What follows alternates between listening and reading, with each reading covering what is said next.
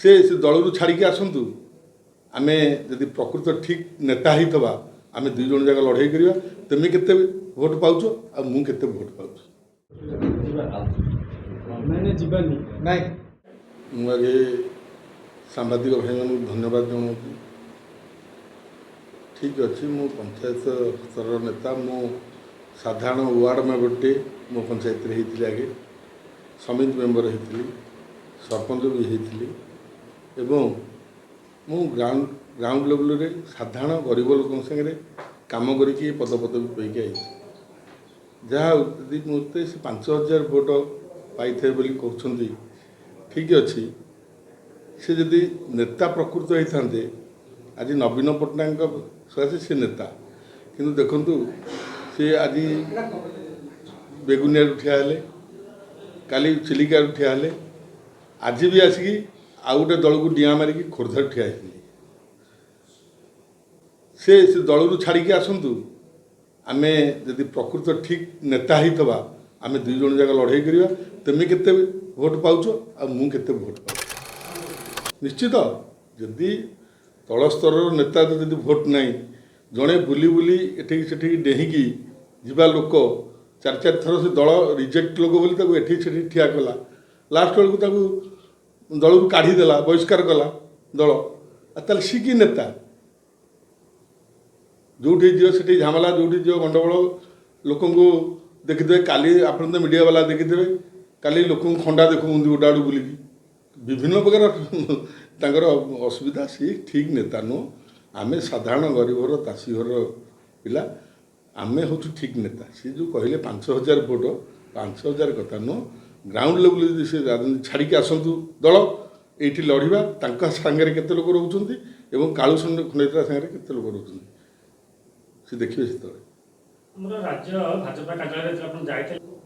आज्ञा सी समस्त की भाई डाकती आप जानते चिल्का ये रघु साहू रामचंद्र बोली भाई डाकी ताकू भोट इलेक्शन सरला इलेक्शन सकाल तो कौन करके आइले आपन को अधिका कथा कौन कह समस्त की आगे कि नहीं भाई डाकती तापर से छुट्टी धरती अभ्यास है यहाँ जो जहाँ करेंगे पुणी गोड़ धरती काम है कार्यक्रम है यहाँ बर्तमान तो चली नामांकन दाखल समय चली 6 तारीख नामांकन सर तो भाजपा दल को रिजाइन देपर आप परवर्ती आभिमुख्य कौन स्वाधीनता स्वाधीन प्रार्थी हिसाब से नामांकन करेंगे ना ना रही कौन भविष्य कार्यपंथा निश्चित जो मु भारतीय पार्टी रिजाइन दे भारतीय जनता पार्टी मोर हजार हजार कर्मी भाई मैंने अच्छा मो निर्वाचन मंडली खोर्धा निर्वाचन मंडली से परामर्श नेली पूरा भल भाव सांगे बसिली एवं मु 6 तारीख दिन 15 ରୁ 20,000 लोक नहीं मु नॉमिनेशन फाइल कर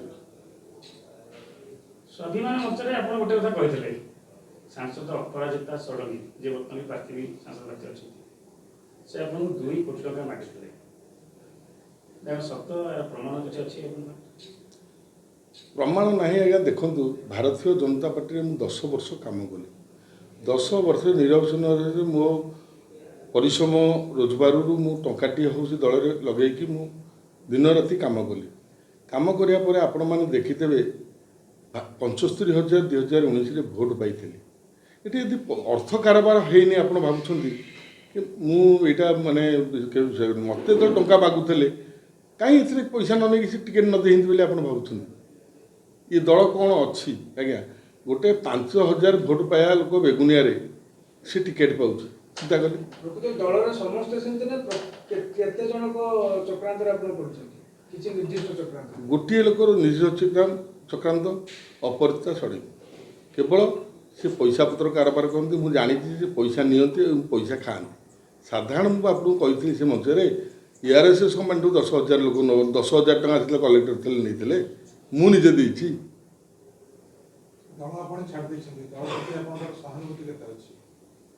आउ दल भितर सहानुभूति कौन रही जड़े लोक सहित मुझे दल छाड़ी राज्यर जो नेतृत्व थे सहित मुझे दल छाड़ी केवल अपराजिता षडंगी MP आम महादेव जो अच्छा सहित मुझे दल छाड़ी 48 घंटा आपको समय मगा 48 घंटा भितर राज्य ଦଳ ନେତୃତ୍ୱ ଆପଣଙ୍କୁ କିଛି ପ୍ରତିଶ୍ରୁତି ଆଶ୍ୱାସନା ଦେଇଥିଲେ, ବେଗୁନିଆ ସିଟ୍ ଖାଲି ଥିଲା ସେଠି ଲଢ଼ିବା ପାଇଁ ଅଫର କରାଯାଇଥିଲା, ଏମିତି ଶୁଣାଯାଉଛି। ଏହା ଭିତରେ କେତେ ସତ୍ୟତା ରହିଛି? ହଁ, ଅଫର ସେମିତି ବାହାରୁ ମୁଁ ଶୁଣୁଥିଲି, କିନ୍ତୁ ମୁଁ ତ ସେଠି କିଛି ବିଲବାଡ଼ି ମୋର ଚାଷ କରିନଥିଲି। ମୁଁ ଖୋର୍ଦ୍ଧାରେ ଚାଷ କରିବି, ବେଗୁନିଆରେ ଯିବି ଧାନ କାଟିବାକୁ, ମୋତେ ଲୋକ ବାଡ଼େଇନି, ଏଇଟା ଭୁଲଭାଲ କଥା। କିନ୍ତୁ 5,000, ତେଣୁ ଗୋଟେ ଯେଉଁ ଲୋକମାନେ 5,000 3,000 ପାଇବେ, ତାଙ୍କଠୁ ଯଦି ଅର୍ଥ ନେଇକି ଟିକେଟ୍ ଦେବେ, ଏଥିରେ ହେବ କେମିତି ଆଜ୍ଞା? ଆଜି ଜଟଣୀ ଦେଖନ୍ତୁ, ବେଗୁନିଆ ଦେଖନ୍ତୁ, ଇଏ ଯେଉଁଠି ଦେଖନ୍ତୁ ଆପଣ ଆପଣ ବିଧାୟକ ଲଢ଼ିବେ, ଏମପି ଭୋଟ ଆପଣ କାହାକୁ ଦେବା ପାଇଁ ଭୋଟରମାନଙ୍କୁ କହିପାରିବେ? ହଁ, ନିଶ୍ଚିତ ମୋର ଏମପି, ମୁଁ ବି ସ୍ୱାଧୀନ ଏମପି ବି ମୁଁ ଠିଆ କରୁଛି। ସ୍ୱାଧୀନ ଏମପି ଆପଣ ଠିଆ ହେବେ? ସ୍ୱାଧୀନ ଏମପି ବି ମୁଁ ଠିଆ କରୁଛି। ମୋର ଲୋକ ସ୍ୱାଧୀନ ଏମପି ଠିଆ କରିବେ? ହଁ, ମୋର ଲୋକ ଠିଆ ହେବେ। ଆପଣମାନେ 6 ତାରିଖ ଦିନ ଯେତେବେଳେ ଜନସମୁଦ୍ର ଦେଖିବେ, ସେତିକିବେଳେ ଦେଖିବେ ସ୍ୱାଧୀନ ଏମପି କି ବି ଆପଣମାନେ ଦେଖିବେ। ବିଜେଡି 6 ତାରିଖରେ ସ୍ୱାଧୀନ ଏମପି ଏବଂ ଆପଣ ଦୁଇ ଜଣ ମିଶି ନାମାଙ୍କନ ଦାଖଲ କରିବେ? ହଁ, ନିଶ୍ଚିତ କରିବୁ। ବିଜେଡି ଆପଣ ଇସ୍ତଫା ଦେଲା ପରେ ବିଜେପିରୁ ବିଜେଡି ସହିତ ଆପଣଙ୍କ ସମ୍ପର୍କ? ମୋର ସମୁଦ୍ରତା ମୁଁ ରଖିକି ରହିବି। ମୁଁ କୌଣସି ଦଳରେ ନାହିଁ, ମୁଁ ସ୍ୱାଧୀନରେ ଲଢ଼ିବି। ଏଇଟା ହେଉଛି ସ୍ୱାଭିମାନ ମାଟି, ଖୋର୍ଦ୍ଧା ମାଟି, ପାଇକ ମାଟି, ଏ ମାଟି କଥା କହିବ। ଆପଣ ସ୍ୱାଧୀନ ଏମପି କଥା ଯେଉଁ ଉଠୁଛନ୍ତି, ସ୍ୱାଧୀନ ଏମପି ଯିଏ ଲଢ଼ିବେ ସିଏ ଆପଣଙ୍କ ସଂସ୍ପର୍ଶ ଅଛନ୍ତି ନା ଆପଣ ତାଙ୍କ ସଂସ୍ପର୍ଶରେ କିଛି କିଛି ନାହିଁ, ତାଙ୍କ ସଂସ୍ପର୍ଶରେ ମୁଁ କାହିଁକି ପଚାରିଲି ଯେ ମୁଁ ଭାଇ ଏମପିରେ ଠିଆ ହେଉଛି, ମୁଁ କହିଲି ଯିବା ଦୁଇ ଭାଇ ଯାକ ମିଶିବା, ମୋତେ ତ ଅବସ୍ଥା ଭଲ। ଆପଣମାନେ 6 ତାରିଖ ଦିନ ଯେତେବେଳେ ଜନସମୁଦ୍ର ଦେଖିବେ, ସେତିକିବେଳେ ଦେଖିବେ ସ୍ୱାଧୀନ ଏମପି କି ବି ଆପଣମାନେ ଦେଖିବେ। ବିଜେଡି 6 ତାରିଖରେ ସ୍ୱାଧୀନ ଏମପି ଏବଂ ଆପଣ ଦୁଇ ଜଣ ମିଶି ନାମାଙ୍କନ ଦାଖଲ କରିବେ? ହଁ, ନିଶ୍ଚିତ କରିବୁ। ବିଜେଡି ଆପଣ ଇସ୍ତଫା ଦେଲା ପରେ ବିଜେପିରୁ ବିଜେଡି ସହିତ ଆପଣଙ୍କ ସମ୍ପର୍କ? ମୋର ସମୁଦ୍ରତା ମୁଁ ରଖିକି ରହିବି। ମୁଁ କୌଣସି ଦଳରେ ନାହିଁ, ମୁଁ ସ୍ୱାଧୀନରେ ଲଢ଼ିବି। ଏଇଟା ହେଉଛି ସ୍ୱାଭିମାନ ମାଟି, ଖୋର୍ଦ୍ଧା ମାଟି, ପାଇକ ମାଟି, ଏ ମାଟି କଥା କହିବ। ଆପଣ ସ୍ୱାଧୀନ ଏମପି କଥା ଯେଉଁ ଉଠୁଛନ୍ତି, ସ୍ୱାଧୀନ ଏମପି ଯିଏ ଲଢ଼ିବେ ସିଏ ଆପଣଙ୍କ ସଂସ୍ପର୍ଶ ଅଛନ୍ତି ନା ଆପଣ ତାଙ୍କ ସଂସ୍ପର୍ଶରେ କିଛି କିଛି ନାହିଁ, ତାଙ୍କ ସଂସ୍ପର୍ଶରେ ମୁଁ କାହିଁକି ପଚାରିଲି ଯେ ମୁଁ ଭାଇ ଏମପିରେ ଠିଆ ହେଉଛି, ମୁଁ କହିଲି ଯିବା ଦୁଇ ଭାଇ ଯାକ ମିଶିବା, ମୋତେ ତ ଅବସ୍ଥା ଭଲ। ଯେଉଁ ପ୍ରକାର ଅତ୍ୟାଚାର କଲେ ଆପଣ ଜାଣିଛନ୍ତି, ଆସନ୍ତୁ ଆମେ ସମସ୍ତେ ମିଶିକି ମିଳିତ ଲଢ଼େଇ କରିବା। ଆପଣ ସେତେବେଳେ ସ୍ୱାଭିମାନ କହୁଥିଲେ ଯେ ତାପରେ ବି ଆପଣ କହିଛନ୍ତି ଯେ ମୁଁ ସ୍ୱାଧୀନ ଲଢ଼ିବି, କିନ୍ତୁ ମୋର ଏମପି ଭୋଟକ ପାଇକ ପୁଅକୁ। ହଁ, ନିଶ୍ଚିତ, ସେ କେତେବେଳେ ସମୟ କ'ଣ କହିବ ସେତେବେଳେ କଥା ମୁଁ ଦେଖିବି। ଯଦି ମଞ୍ଚ ଉପରେ କହିଥିଲେ ଯେ ମୋର ଅପରାଜିତା ଷଡ଼ଙ୍ଗୀଙ୍କୁ ହରାଇବା ଏକମାତ୍ର ଲକ୍ଷ୍ୟ। ନିଶ୍ଚିତ ଏଥିରେ ଏକମତ। ମୁଁ ନିଶ୍ଚିତ ପାରୁ ପର୍ଯ୍ୟନ୍ତ ଲଗେଇକି ମୁଁ ଚେଷ୍ଟା କରିବି। ଆପଣ ତ ଏବେ ଖୋଲାଖୋଲି ଭାବେ ଗଣେଶ ଜଗଦେବଙ୍କୁ ଚ୍ୟାଲେଞ୍ଜ କରିଛନ୍ତି ଯେ ସ୍ୱାଧୀନରେ ଲଢ଼ନ୍ତୁ, ମୋତେ ଜିତିକି ଦେଖା।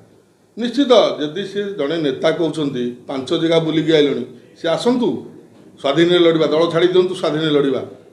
ଏଇଠି ଦେଖେଇଦେବା ମାନେ କିଏ ପାଇକ ଆଉ କିଏ ତସା।